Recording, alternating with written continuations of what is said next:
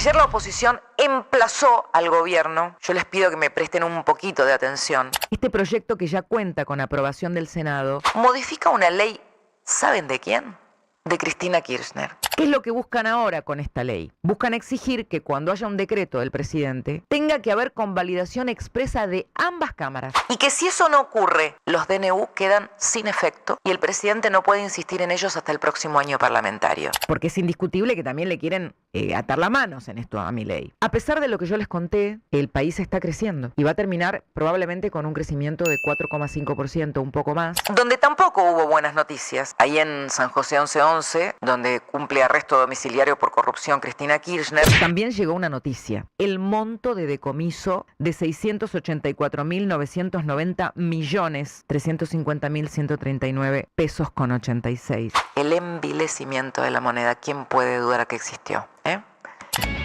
Ayer el Congreso dejó una dura radiografía de la debilidad del gobierno y esta mañana, desde temprano, se escuchó una voz de una de las personas más importantes de la conducción económica, junto al presidente, que es el ministro de Economía, anticipando lo que iba a ocurrir en el Senado, metiéndose de lleno en la arena política y con una definición durísima, porque hoy el ministro Luis Toto Caputo predijo que el Congreso insistiría en romper el equilibrio fiscal y agregó: todos sabemos a esta altura que lo que están tratando de hacer es voltear al presidente.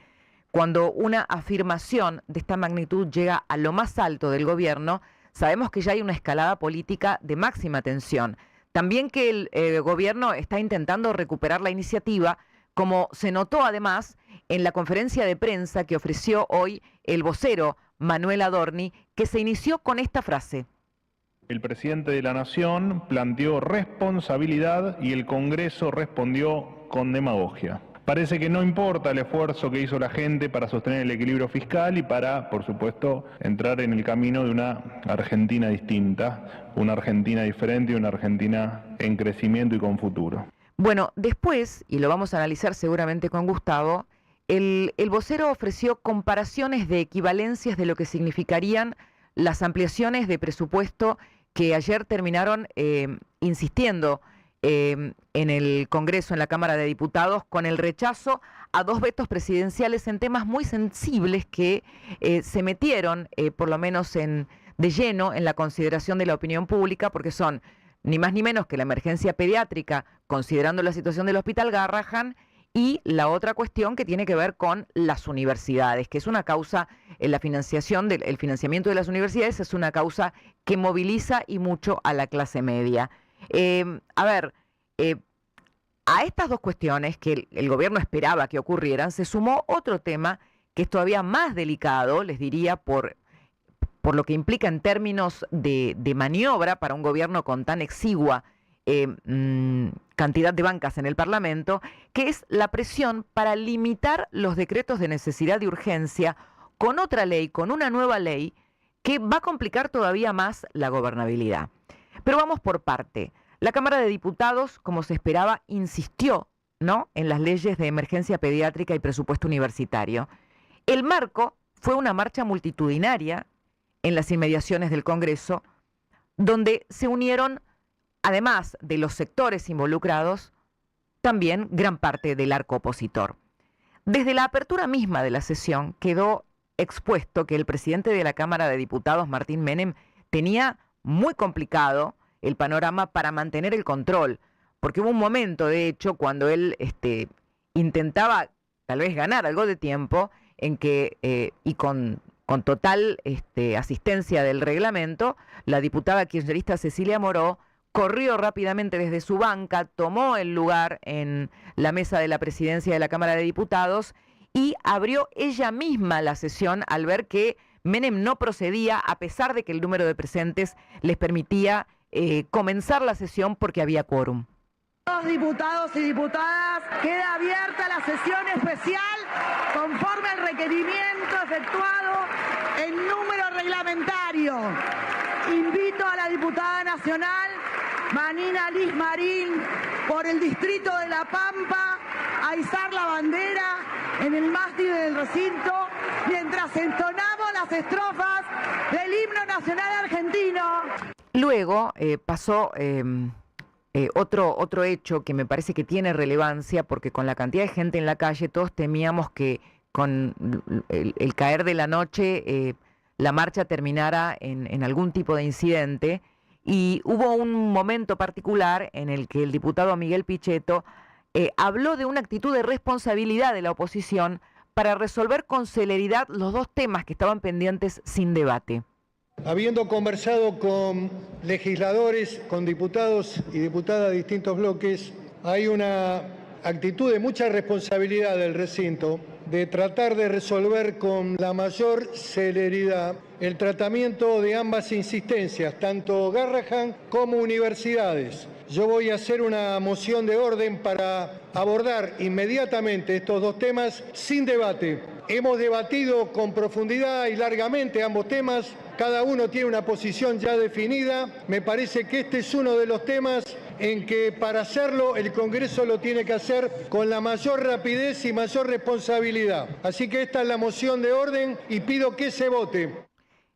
Ayer tuve la sensación de que además de no querer que llegara la noche con una multitud en la calle, y porque resonaba la palabra responsabilidad, también había un intento, una metodología por parte de un sector de la oposición de ponerle una perimetral a cualquier escalada.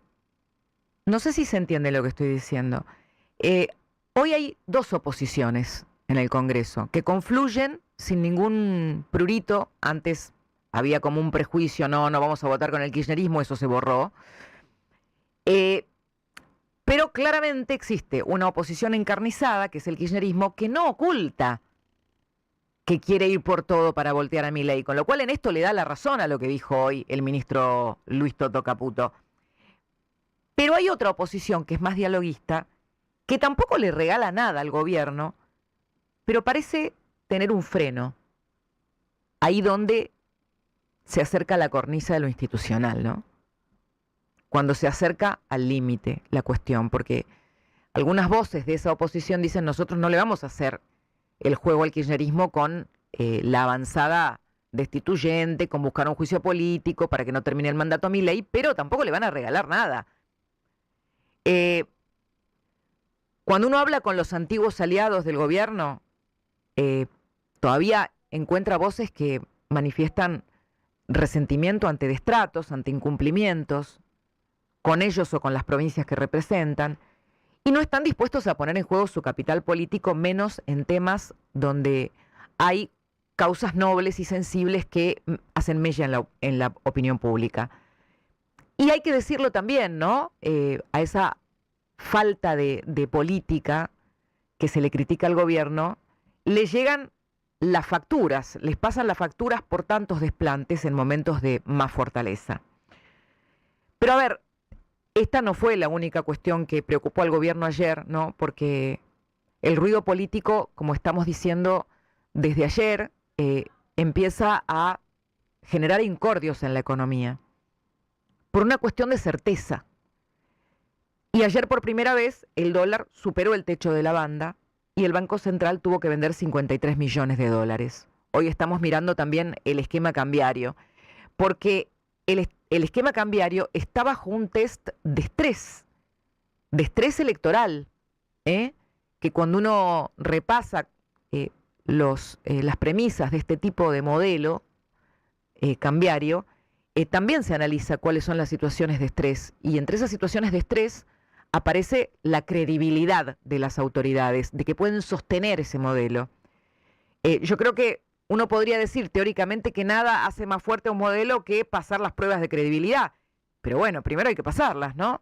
En un país donde las reservas están contadas, y por lo pronto la consecuencia, como les decía recién anticipando este tema, Gustavo, fue la caída de los papeles argentinos y otro respingo del riesgo país, que ya pasa a los 1.300 puntos. Esto no es una cuestión menor, porque la incertidumbre local que se refleja en el riesgo país, que es otro de los termómetros, no deja ni disfrutar las buenas noticias, porque ayer la Reserva Federal de los Estados Unidos bajó la tasa por primera vez en el año, la recortó 1/4 punto, poniéndola entre 4 y 4,25, y auguró que podía haber 2 recortes más para lo que resta del año. Eso en términos normales, cuando el riesgo país estaba en 500 puntos, podía haber generado una enorme expectativa y optimismo porque le iba a permitir al gobierno salir a los mercados. Pero hoy, con el riesgo país en esta altura, eso se hace difícil de imaginar, ¿no? Porque está por las nubes. Entonces, el anhelado regreso a los mercados depende de generar una estabilidad política y la tranquilidad de que el gobierno puede seguir con su plan económico. Pero todo eso está en veremos. Hoy lo que está en la mesa es la incertidumbre, es decir, el no saber qué va a pasar. Que es incluso peor que las malas noticias, no saber qué va a pasar. Cuando tenés una mala noticia, te acomodás. Bueno, ayer, de hecho, te comentábamos acá que en un intercambio en la red X, el propio ministro de Economía también le había contestado a un usuario. Nunca parece casual cuando habla Caputo, porque en general sabe que lo están leyendo todos, y especialmente los mercados. Le había dicho que el equipo económico siempre se preparaba para los escenarios menos deseados y que en cualquier situación el país iba a honrar sus deudas. Hoy también habló de esto Manuel Adorni, que no sé si lo tenemos ahora. ¿Lo tenés? Dale, ponelo. En la marcha de ayer se alinearon todos, absolutamente todos, los enemigos del progreso. La CGT, la CTA, ATE, Kicillof, la izquierda, kirchneristas disfrazados de otros partidos políticos e incluso abanderados de Palestina. Claramente, lo dijimos siempre, el esquema económico o el programa económico que incluye la política fiscal, la política monetaria y la política cambiaria son consistentes y los fundamentos son los correctos. Por lo tanto, a tu pregunta, nunca jamás, ahora, el día de mañana y cuando sea, va a tener algún problema en salir a responder el Banco Central a comprar esos pesos cuando se toque el techo de la banda. Bueno, ahí estaba también este tema, ¿no? Y como muchos anticipaban y como veníamos ya de alguna manera contando, ¿no? Sobre todo gracias al análisis minucioso de Gustavo en los indicadores de la economía, el INDEC confirmó que el crecimiento se detuvo en el segundo semestre. Este parate, ¿no?, que veníamos mencionando se sintió en el segundo trimestre, con una leve caída de 0,1%. Y quizás en ese parate radique algo del mal humor reinante en términos económicos, porque significa de hecho menor consumo y menor inversión. La pregunta ahora es cómo va a seguir la actividad económica en este contexto, porque ese trimestre en particular estuvo marcado por dos hechos que por ahí generaron medidas que terminaron o secando la plaza de pesos o de alguna manera retrayendo la actividad, como fueron la salida del cepo, que era una medida esperada, pero que también tuvo consecuencias, y el desarme de las LEFI. Ahora, como la política, la economía también espera octubre para recuperar certeza. Y nada como no saber, ¿no? Como decíamos recién. Creo que es muy simple esto. La economía no está exenta de la incertidumbre electoral, porque la continuidad del plan económico ya no solo depende de la voluntad del presidente, de la determinación del equipo económico, sino de las elecciones de octubre, es decir, de que la gente valide esa continuidad. O sea, creo que el propio Javier Milei depende de las elecciones de octubre para saber con cuánto poder podrá gobernar y cómo va a tener que rediseñar su plan, de acuerdo a lo que digan los votos. Es como que los votos también van a sugerir el velocímetro, vamos a ponerlo así.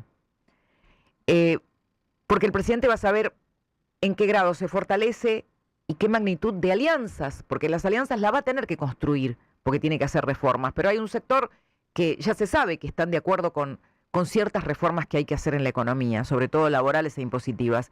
Pero el tenor y el alcance de las alianzas también lo va a determinar la cantidad de bancas que obtenga en el Congreso el gobierno de la Libertad Avanza.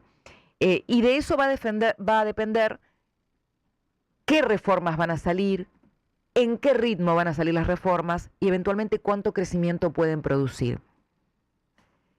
Sobre todo en esta segunda parte del mandato. Hoy el vocero también dio datos muy muy fuertes, sobre todo en los sectores energéticos, de hidrocarburos, de minería, pero que ya sabemos que son sectores que son polos de los cuales se espera puntales para el crecimiento argentino, pero que no son los que se sienten inmediatamente en la micro, que es lo que siempre mencionamos. Lo que además quedó en evidencia no es nuevo, pero ocurre en otro contexto, por el resultado de las elecciones bonaerenses. Recién Adorni hablaba de cómo se había abroquelado la oposición. Y sí, en la marcha ayer apareció Axel Kicillof poniéndose al frente de los reclamos como el emergente de la victoria bonaerense del peronismo kirchnerista. Y acá hay un hecho. El hecho de que el antagónico de Milei sea alguien que representa el populismo kirchnerista, es decir, todo lo contrario a un modelo como el que encarna Milei, que es un modelo de un capitalismo de mercado más moderno, eso también genera parte de la inquietud del mercado, porque dicen, che, si esto sale mal, si Milei no puede continuar con su plan, entonces viene lo que estaba antes. Y como la respuesta hoy no la tiene el mercado, y pasó lo que pasó en la elección bonaerense, la incertidumbre también tiene que ver con la chance de que vuelva el modelo anterior. Pero el rechazo a los vetos no era un escenario que el gobierno no esperaba. Los esfuerzos de la Casa Rosada sí estaban en otro tema, que era retrasar el tratamiento de la ley que limita los DNU y que dejaría al presidente sin uno de los pocos instrumentos con los que viene gobernando. Ayer la oposición emplazó al gobierno para que se destraben las comisiones que tienen que emitir un dictamen el 30 de septiembre para poner en condiciones de que se trate en el recinto este proyecto. Este proyecto, yo les pido que me presten un poquito de atención. Fíjense las paradojas de la vida. Este proyecto, que ya cuenta con aprobación del Senado, modifica una ley, ¿saben de quién? De Cristina Kirchner, que en 2006 logró la sanción de lo que se llama la sanción ficta de un decreto, es decir, que un decreto del presidente quede aprobado en forma tácita si el Congreso no lo rechaza. ¿Qué es lo que buscan ahora con esta ley? Buscan exigir que cuando haya un decreto del presidente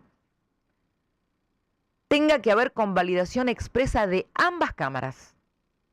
Y que si eso no ocurre en un término de 90 días, los DNU quedan sin efecto y el presidente no puede insistir en ellos hasta el próximo año parlamentario. Lo que sí dejan validado es que mientras esos decretos tienen vigencia, su juridicidad no está cuestionada. Pero imagínense lo que sería sacar un decreto que, si no tenés la aprobación de las dos cámaras, con una mayoría simple, pero la aprobación de las dos cámaras, se extingue en 90 días. Y aunque acá hay que decir dos cosas, es cierto que esa ley le dejaba una capacidad totalmente laxa y hasta le daba a los decretos una facilidad mayor que la de una ley, porque en definitiva un decreto necesitaba de la aprobación de una cámara cuando una ley necesita aprobación de las dos cámaras. Eso conceptualmente es así. La paradoja, la picardía, fíjense, los que promovieron esta laxitud de los decretos y los usaron así durante tiempos en que tenían holgadas mayorías en el Congreso, ahora lo quieren imponer, lo quieren cerrar, lo quieren, angostar en capacidades a los decretos cuando los necesita un presidente que está contando los porotos para sobrevivir. Nada, dejar expuesta también la doble vara, ¿no? La doble vara, porque es indiscutible que también le quieren atar las manos en esto a Milei. Y con esto no estoy salvando a Milei de sus propios errores, pero, ¿no? Encima de que tiene una exigua minoría, quieren dejarlo sin los decretos de necesidad y urgencia como existían hasta ahora. Por eso hay un sector de la oposición que en esto no está dispuesta a llevar contra las cuerdas al gobierno ahora. A ver, A pesar de lo que yo les conté, de este amesetamiento que se notó en el segundo trimestre, el país está creciendo y va a terminar probablemente con un crecimiento de 4,5%, un poco más. En los números que ya se conocen, el crecimiento interanual es del 6%, 6,1% creo. Pero el crecimiento, si no se nota, para la vida real, o como decía el otro día Milei, en la realidad material de la gente, se convierte en una duda. Che, ¿y me llegará al final? ¿Estamos en el camino correcto? Entonces, esto se sintetiza en que hay que llegar a octubre para despejar este panorama y tener la confirmación de cómo va a ser el panorama que viene, porque no es que se despeje el panorama y sabemos qué pasa. Donde tampoco hubo buenas noticias, a pesar de la manifestación y de los cánticos de los seguidores del expresidente que bailó en el balcón al son de la marcha peronista, ahí en San José 1111, donde cumple arresto domiciliario por corrupción Cristina Kirchner, también llegó una noticia de la Cámara de Casación, que confirmó por unanimidad con el voto de los doctores Mariano Borinsky, que la preside, Gustavo Hornos y Diego Barrueta Beña, el monto de decomiso fijado por el Tribunal Oral Federal 2 en la denominada causa Vialidad, donde se descubrió una de las más importantes defraudaciones contra la administración pública. El monto va a seguir siendo de 684.990 millones. ¿Es así? Sí, 350.139 pesos con 86. La defensa del expresidente quería que ese monto se redujera al 6% de esta cifra, es decir, a unos 42.494.357.845 pesos con 17. Irónicamente, podemos decir por los argumentos para la actualización del monto que dieron los camaristas, que a Cristina la afectó también la inflación registrada durante su propio gobierno, el último, el que presidió con Alberto Fernández como vicepresidente. El voto del doctor Hornos lo explicó así: la actualización resultaba indispensable para mantener la eficacia de la condena frente al eventual envilecimiento de la moneda. El envilecimiento de la moneda, ¿quién puede dudar que existió? Seguimos, amigos.